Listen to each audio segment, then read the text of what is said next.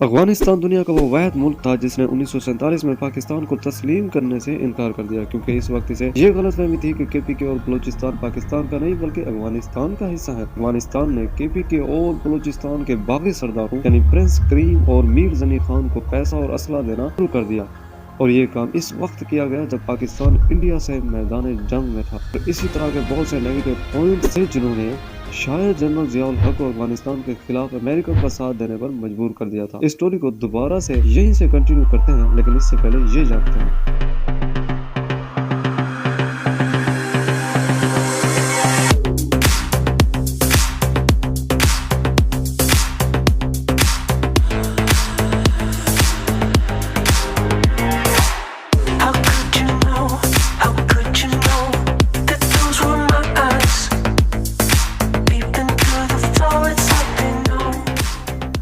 جب سے پاکستان وجود میں آیا ہے تب سے 28 وزیر اعظم آ چکے ہیں اور کسی ایک نے بھی اپنا 5 سالہ دور مکمل نہیں کیا۔ لیکن کیوں؟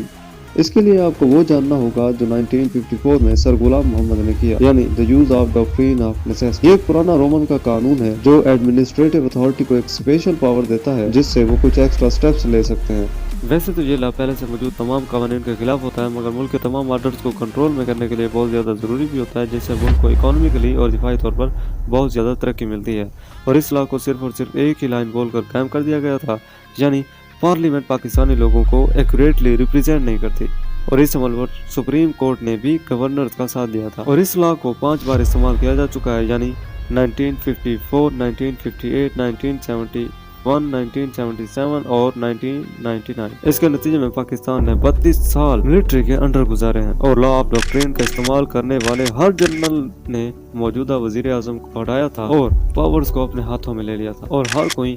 ایک دوسرے کو گرانے میں لگ گیا تھا، جس کے نتیجے میں کسی نے پاکستان پر توجہ ہی نہیں دی، اور پاکستان کے حالات بد سے بدتر ہوتے گئے۔ اور یا یوں کہوں کہ قائد اعظم محمد علی جناح جیسا پولیٹیکل انفلوئنس اس کے بعد کسی بھی چیئرمین یا کسی بھی لیڈر کے پاس آیا ہی نہیں۔ 1978 میں جنرل ضیاء الحق نے law of doctrine of necessity کا استعمال کیا اور سارے ملک کا کنٹرول اپنے ہاتھ میں لے لیا،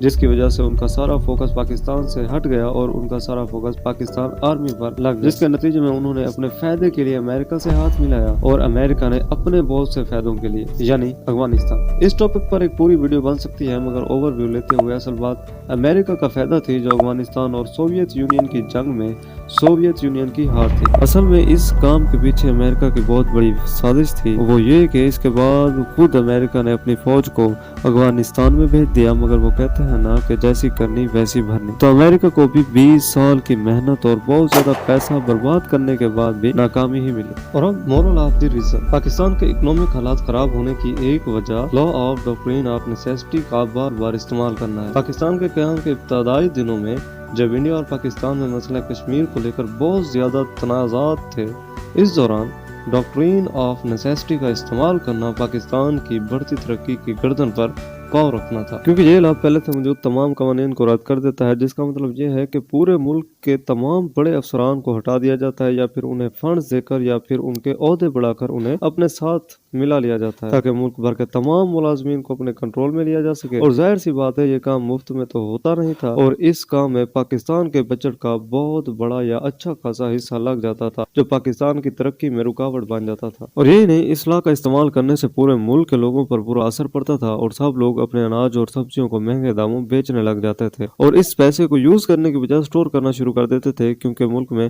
اچانک ایمرجنسی آنے سے ہر چیز کی قیمت میں اضافہ ہو جاتا تھا، اور اس وقت ان لوگوں کو اس کی وجہ بھی مہینوں تک معلوم ہوتی رہتی تھی۔ لیکن تب بھی ملک کی 80% عوام کو یہ معلوم ہی نہیں ہوتا تھا کہ پارلیمنٹ میں چل کیا رہا ہے، اور اس لیے آج بھی جب ملک میں کوئی ایمرجنسی آتی ہے تو لوگوں کو باہر سے امپورٹس ملنا کم ہو جاتی ہیں یا مشکل ہو جاتی ہے، اور نتیجہ چیزوں کی ڈیمانڈز کا بڑھ جانا ہوتا ہے، اور سپلائی کم ہونے کی وجہ سے مہنگائی بڑھ جاتی ہے، اور یہ اب بھی ہو رہا ہے۔ یہ بڑی وجہ ہے پاکستان میں اکنامک کرائسس کے بڑھنے کی۔ اس سیریز کی اور بھی بہت سی ایپیسوڈز انٹرسٹنگ ہیں اور جلد از جلد آنے والی ہیں، سو سبسکرائب۔